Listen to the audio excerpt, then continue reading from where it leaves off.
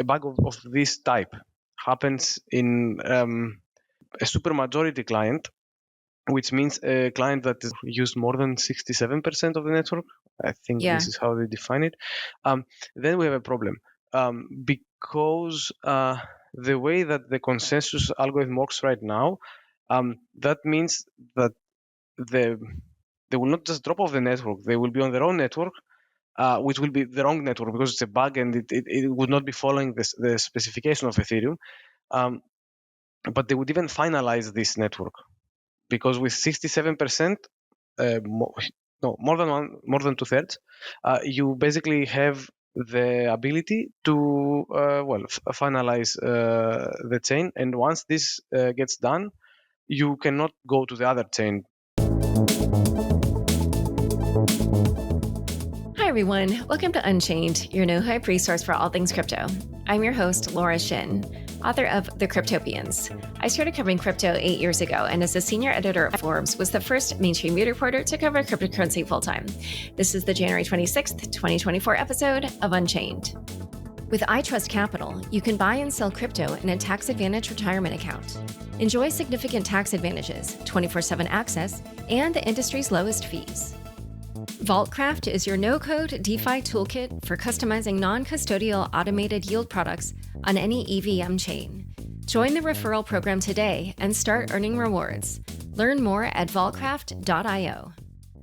Today's guest is Lefteris Karapetsas, founder of Rocky. Welcome, Lefteris.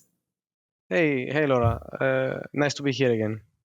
This week, a potential single point of failure risk to Ethereum was identified when on Sunday, Ethereum core developer Lucas Rosmej tweeted that minority client Nethermind had a consensus issue. What does all that mean? So this is an interesting problem that popped up that actually has been identified for quite a long time and has been warned against by many core developers. So a consensus issue is when a client in Ethereum, for some reason, just doesn't properly identify, create something wrong in a block, in a wrong state. And then all of the rest of the clients do not agree with it. And in our case, in Nethermind, because they're the minority, they just drop out of the network for a bit. And the developers of Nethermind reacted immediately. I think it was a Sunday, right? Yeah. So, the worst time for something to happen. And it was evening in Europe. And I think Nethermind is mostly in Poland, or probably, I know at least the founders are in Poland. So it was a very bad time for the thing to happen. Yet they reacted fast and they released a fix and everything was okay. Yeah, and just to clarify for people, I should have said at the beginning that I was talking about a software client. So this is the software that's trying to, make sure that Ethereum, that all the nodes or all the computers running the software are in sync with each other, which is, of course, how the blockchain, comes to consensus and is able to execute all these different transactions. So, as you mentioned, this had been identified as a risk previously, but why was this something that caused so much hand-wringing amongst the Ethereum community? Yeah. So as you said, this was identified as a problem before, but so if a bug happens right now, like it happened on Sunday with Nethermind on a client that holds even 50% of less than 50% of the network, I think, then it's not a big problem. They will drop off for a bit, a fix will be deployed, the rest of the network will chug on properly. But a bug of this type happens in a supermajority client, which means a client that is, I think, used more than 67% of the network. I think this is how they define it. Then we have a problem because the way that the consensus algorithm works right now, that means that they will not just drop off the network. They will be on their own network, which will be the wrong network because it's a bug and it would not be following the specification of Ethereum. But they would even finalize this network because with 67%, more than 2/3, you basically have the ability to finalize the chain. And once this gets done, you cannot go to the other chain. You cannot say, okay, let's go back, let's fix it, and let's put our validators into the other chain. This can't work because you already finalized the wrong one. So such a scenario would be really bad because that would destroy essentially almost all of the stake of the people who are staking with the supermajority client if the protocol is followed completely to the end. So the details and the math I don't remember exactly, as I'm no longer really actively working on the protocol itself. But what would happen is that the minority client would have this view, which is the right view of the network, where they are all who use the minority client online, but the majority of the network because this is why it's called supermajority client, right? It's offline. So in the right view of the network, what would happen is that they would get hit by the penalty of being offline. Those who run the supermajority client, let's say Geth right now, let's say that the bug happens in Geth, they would slowly bleed. But this slow bleeding of Ether, of their stake, is they had a term quadratic something. It will be multiplied basically because the more people are offline at the same time, this penalty is multiplied, and then they would essentially end up losing part of their stake slowly until the people who run the only the minority client end up being the majority of the network. And if the stats are as we have it right now, that would basically mean that the supermajority client stake is almost all of it burned in order to get the network to the state. Just to clarify for people, so the current supermajority client is Geth, which is Go Ethereum. It's a shortened nickname for that. But I looked this up, and as at the moment of recording, Geth accounts for 79% of the network. So that would mean that all of those stakers, I guess, would lose their stake eventually. Almost all of their stake. So as far as I understood, as much of their stake as is needed in order for the by spec network, the real network, make those who run a minority client, let's say Nethermind, be the majority. So that the percentage change enough so that they are the majority. Wow. Yeah, and that is actually a really ugly thing to happen. Yeah. Well, I mean, any kind of unintentional chain split, obviously, well, even some of the intentional ones can be controversial.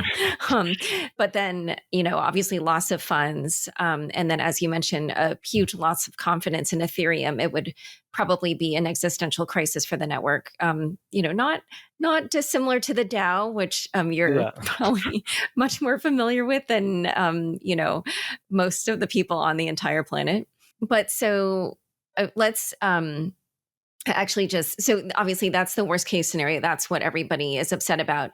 But so now we've discussed when a minority client has a bug and they're at less than 50%, when a supermajority client has a bug and they're at more than 67%. And then can you talk about the middle scenario where there's a bug for a client that has between 50 and 67%? What occurs in that situation? Yeah, I don't remember it in the in a lot of detail, but it's basically neither has a majority to finalize. So you will still get a split, if I remember correctly. You will still get a split, but then there is enough time for the developers to put out a fix. So the faster you realize it, the better. The developers of the body client can put out a fix, and then the network would essentially recover. Okay. So it's really not that bad. So as long as any client has less than 2/3 of the stake, we are good. Because as long as finalization cannot happen, we are okay. They're just gonna lose some of their stake, and it will be disruptive for the users because still there will be a chain split. It's a bad scenario, not an Armageddon. Okay. And then the last thing that I wanted to mention is, as far as I understand, this issue wouldn't be resolved simply by having one software client. So can you explain why that is?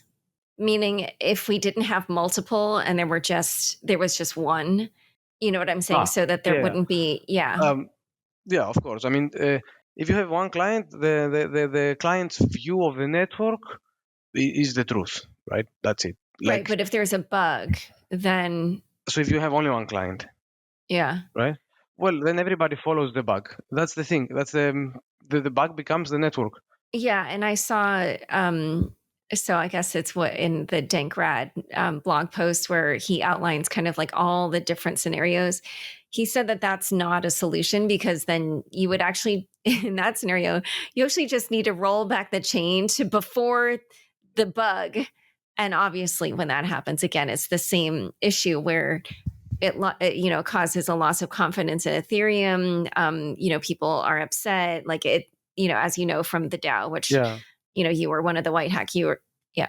These kind of bugs, they are many times it could be like a really small thing in the state that just causes the consensus to not match, but it doesn't really matter. So I don't remember the details because it's been quite a bit of time, but there was one of the bugs that just it wouldn't have mattered if you so to call it enshrine it. Just say okay, let's accept it, because nobody gets more money, nobody loses any money, nothing bad. It's just that something went a bit unexpected, but it didn't matter to anybody.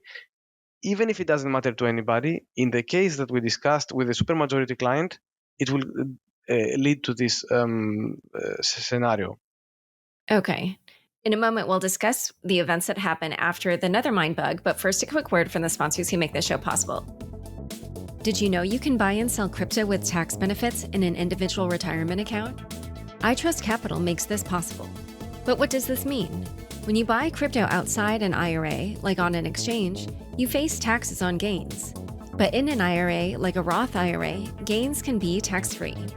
iTrust Capital also has some of the lowest fees in the industry and 24/7 accessibility.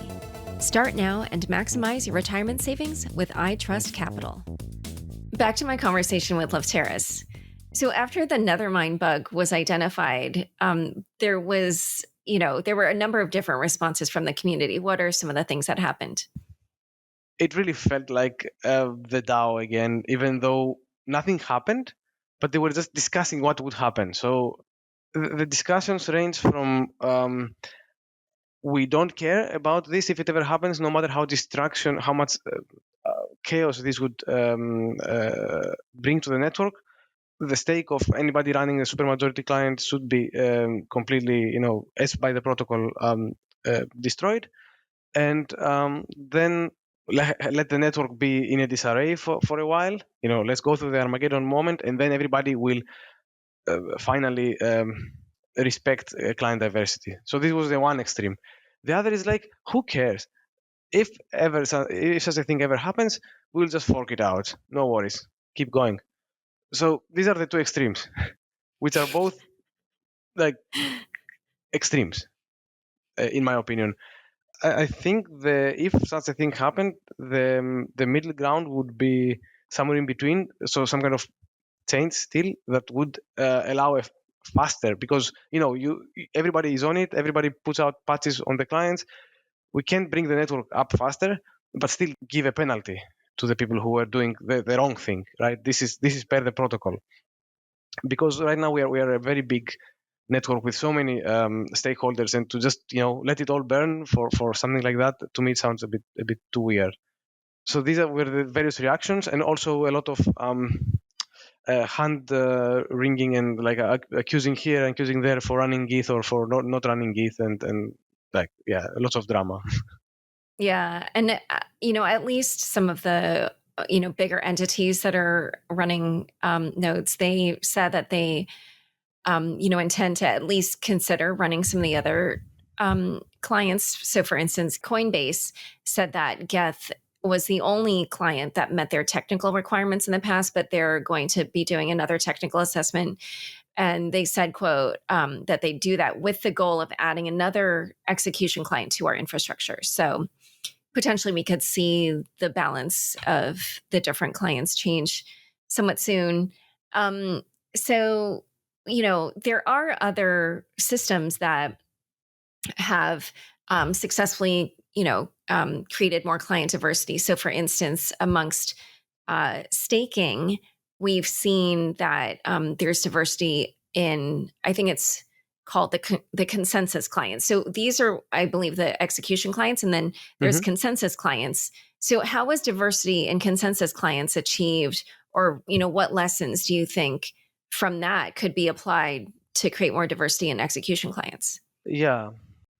So Ethereum node, since the merge, is basically two clients, the execution client and the consensus one.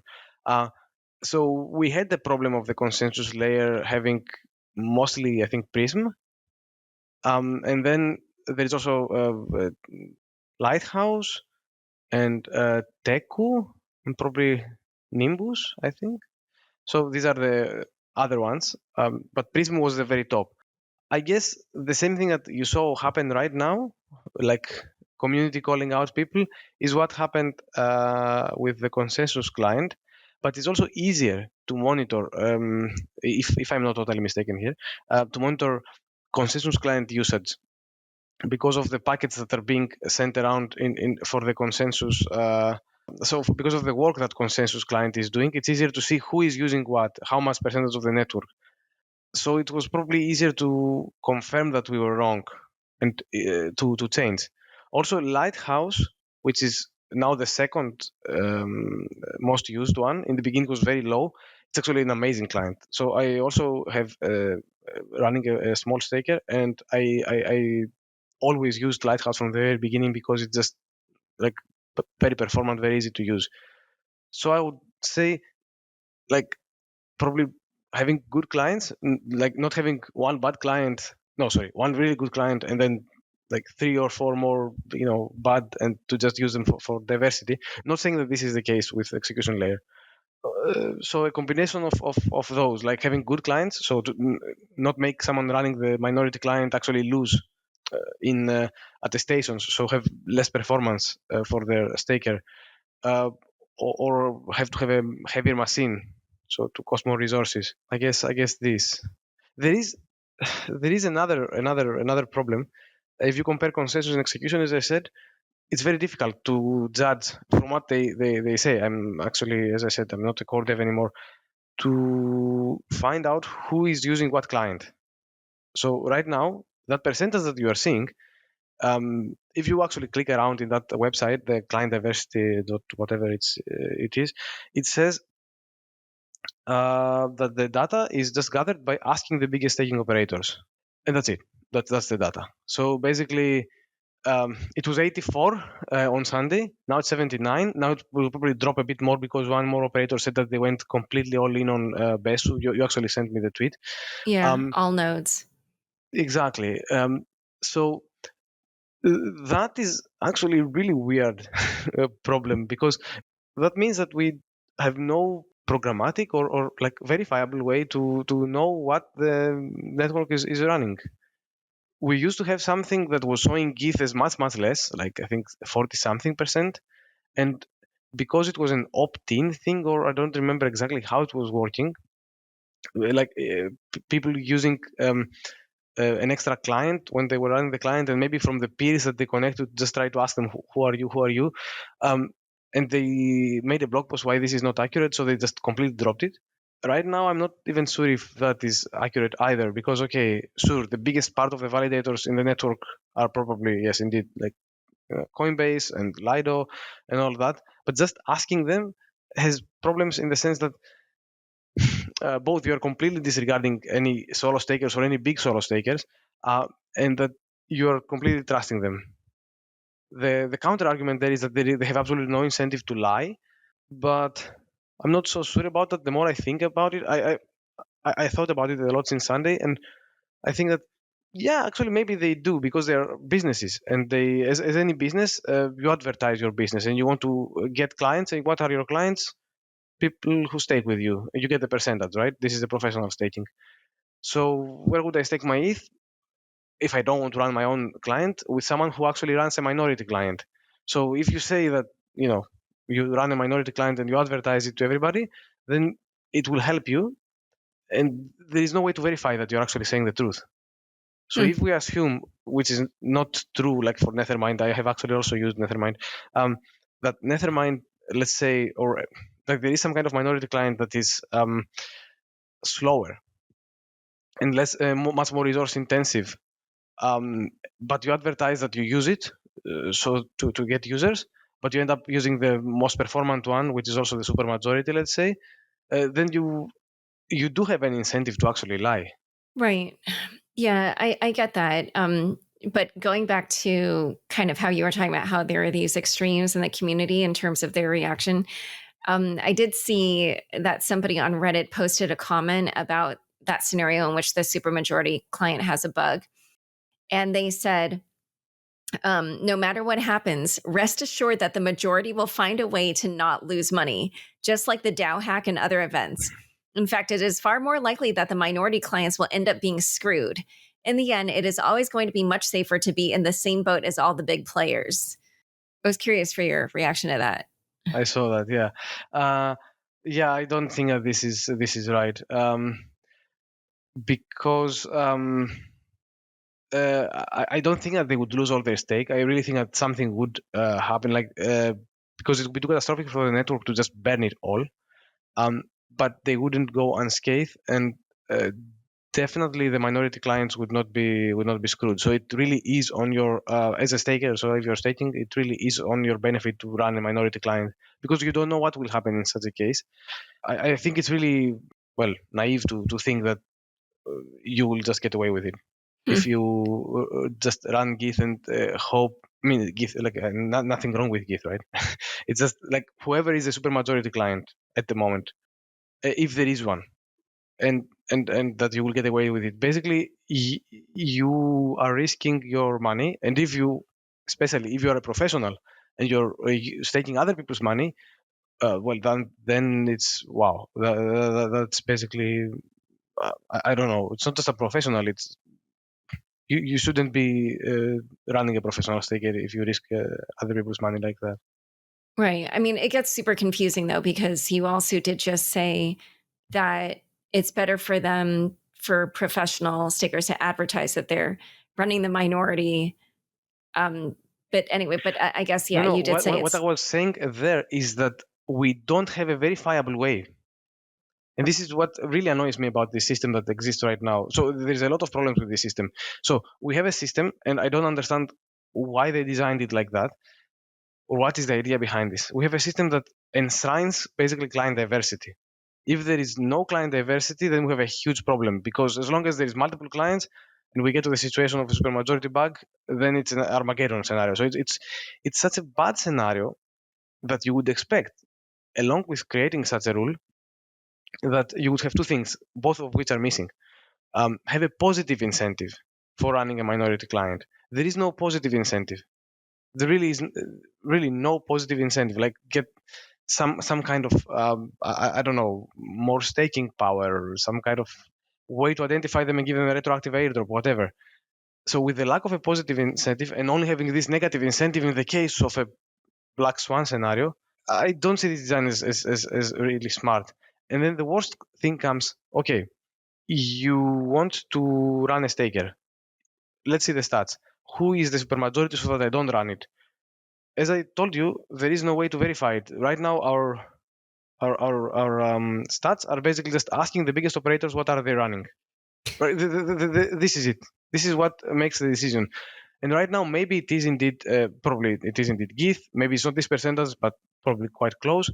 But later, if it comes to more clients, or like I don't know, Wreath, this Rust Ethereum that is being made by Paradigm, when this gets a lot of users, then we will have another question again between like two or three clients, and maybe because everybody will switch to that because it will be very performant because it's made in Rust or whatever.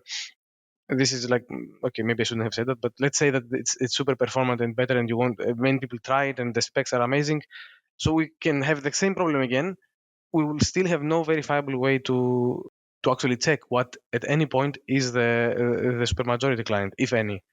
And one question, because I know at least for wallets that, an analytics provider can kind of look at certain sort of like fingerprint type things about transactions to kind of figure out what wallet was being used. Mhm. But that you can't do that with blocks and, these execution clients. So as far as I understand, and I'm not a client developer, so I can't really speak with confidence to this, but I have asked them, but there is no way that is not spoofable. So everything can be spoofed.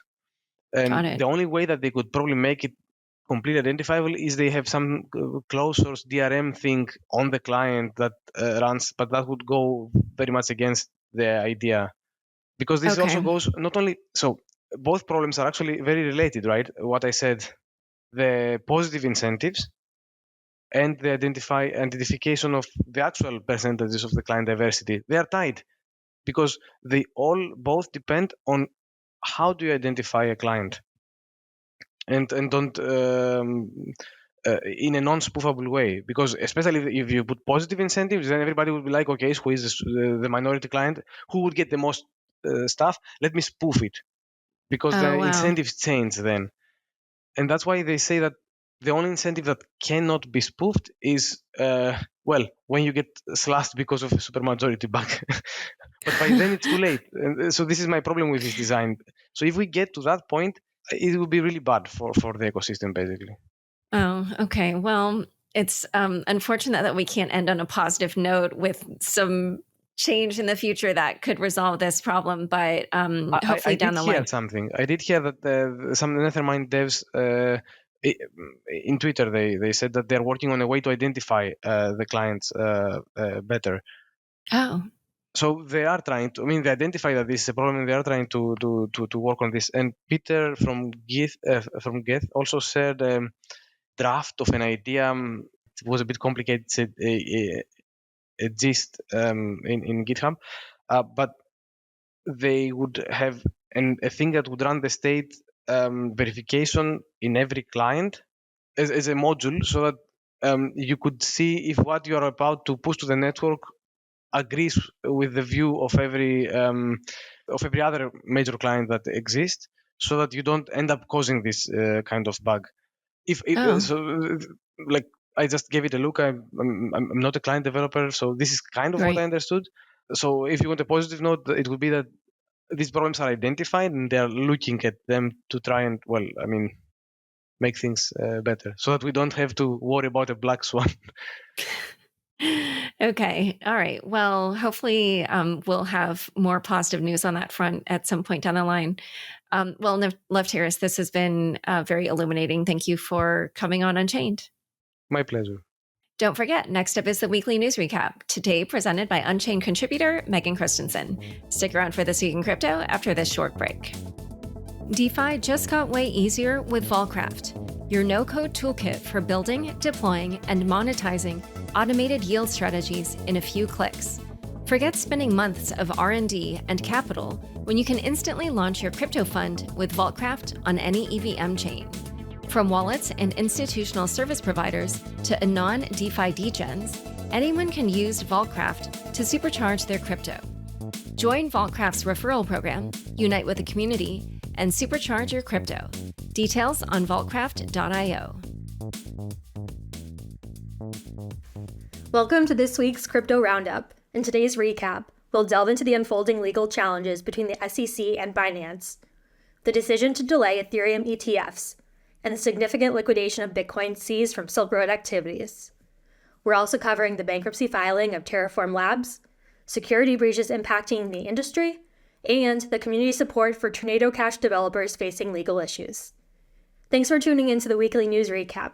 I'm Megan Christensen, a producer here at Unchained. In the ongoing case between the SEC and Binance, the largest crypto exchange by trading volume, Judge Amy Berman Jackson of the U.S. District Court for the District of Columbia questioned the SEC's vague definition of digital assets as securities.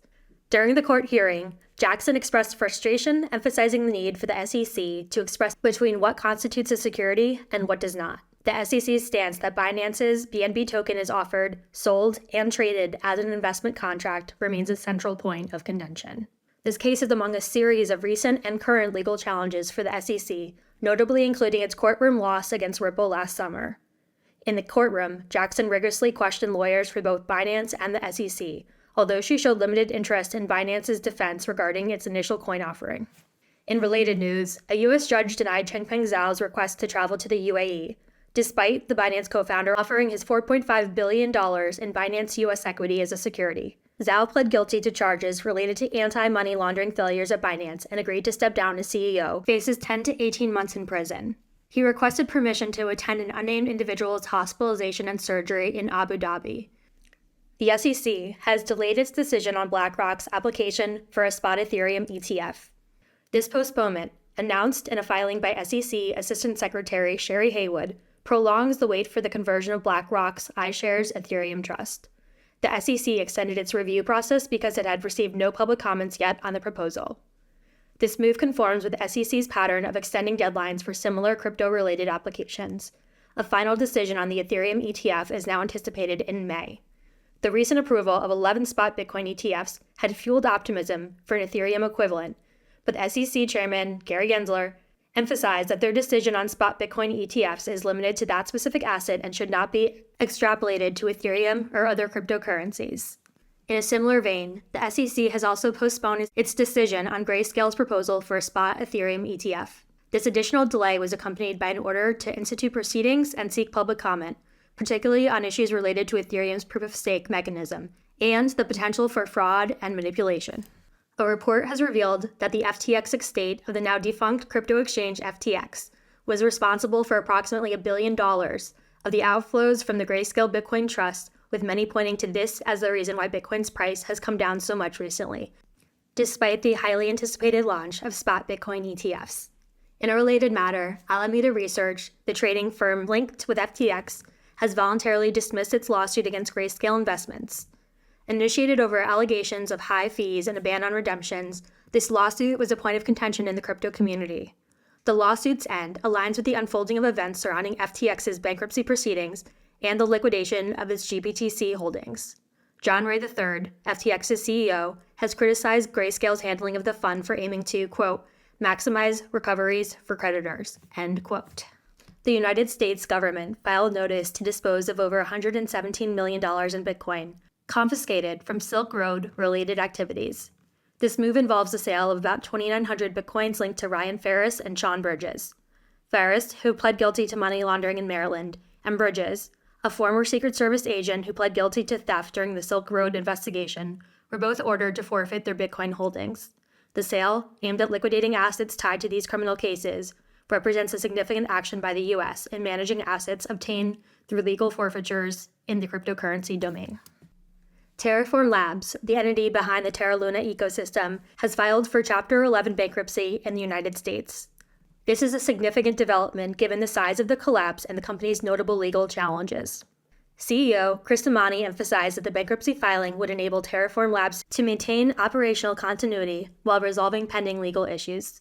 The documentation for the bankruptcy states that the company's assets and liabilities ranging from $100 million to $500 million, with fewer than 200 creditors involved. This move is critical for Terraform Labs, particularly in light of the SEC's ongoing lawsuit, which accuses former CEO Do Kwon and the company of a $40 billion fraud. The Chapter 11 filing provides Terraform Labs a structured opportunity to reorganize and address its liabilities. And this week, the SEC disclosed the cause of the social media prank that prematurely announced its approval of the spot Bitcoin ETFs.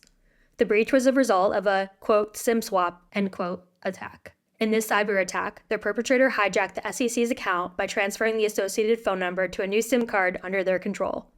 The SEC's investigation revealed that the account's multi-factor authentication had been disabled for 6 months due to access issues, a lapse that the agency has since rectified. In related news, there are 2 other notable security breaches. A phishing scam involving a fake Cointelegraph and Wallet Connect airdrop led to a loss of nearly $580,000. Users were deceived into linking their wallets to a fraudulent website. And hardware wallet company Trezor reported a data breach affecting 66,000 users due to unauthorized access to a support ticketing portal, potentially exposing them to phishing risks. Fortunately, no funds were lost. Tornado Cash developers Roman Storm and Alexei Pertsev have raised over $350,000 for their legal defense, with prominent backing from Edward Snowden. The Tornado Cash service, designed to provide anonymity in crypto transactions is at the center of U.S. allegations of money laundering and sanctions violations. Storm is under house arrest in Washington state, and Pertsev has been jailed in the Netherlands as they wait to face these charges. Pertsev's wife, Anna, spearheaded the fundraising campaign. Snowden, the former U.S. National Security Agency whistleblower, has publicly supported their cause, emphasizing the importance of privacy and its distinction from criminality. This case highlights the ongoing tension between privacy in the digital age and regulatory compliance, drawing significant attention within the crypto community. As these developers confront legal challenges, the outcome may set a precedent for the treatment of privacy-focused technologies in the industry. The Avalanche Foundation, steering the $100 million Cultural Catalyst program, has defined its criteria for meme coin investments. This move follows their December 2023 announcement to support meme coins. The criteria encompass security, maturity, and popularity factors. Key standards include a fair token launch, resistance to snip bots, verified security, and certain market presence indicators like a minimum of 2,000 unique holders, over $200,000 in total liquidity, and a market capitalization above $1 million. Additionally, the top 100 holders should own less than 60% of the total supply. And now time for fun bits! Suzu, co-founder of 3 Arrows Capital, has emerged from a 4-month jail stint with some surprisingly upbeat reviews of prison life. In a podcast, Zhu extolled the virtues of his time behind bars in Singapore, declaring it, quote, good for you, end quote, and even, quote, enjoyable, end quote. His unusual endorsement of jail time included praise for the regimented sleep schedule, the joys of simple living, and the unexpected health benefits of sleeping on prison mats. Zhu's lighthearted musings went further, noting how prison life offered a chance to connect with his ancestors, and how doing push-ups became a newfound hobby. The internet reacted with a mix of amusement and skepticism, with some humorously suggesting Zhu might appreciate an extended stay to further enjoy all these benefits. And that's all. Thanks so much for joining us today. If you enjoyed this recap, go to unchainedcrypto.substack.com. That is unchainedcrypto.substack.com. No, really, go there. And sign up for a free newsletter so that you can stay up to date with the latest in crypto. Unchained is produced by Laura Shin with help from Nelson Wang, Matt Pilchard, Juan Aronovich, Megan Gavis, Shashank, and Margaret Correa. The weekly recap was written by Juan Aronovich and edited by Jean Hee Kim. Thanks for listening.